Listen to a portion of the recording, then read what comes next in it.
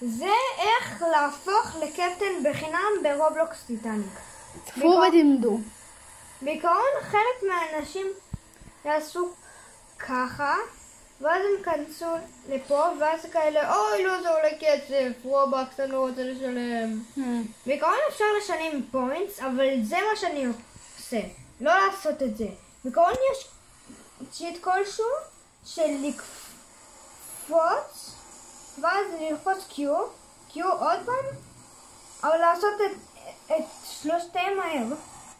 וכמו שאתם רואים, נכנסתי לפה, לתוך זה בחינם. אפשר גם להיכנס לפה, אפשר להיכנס פה. מה הבעיה?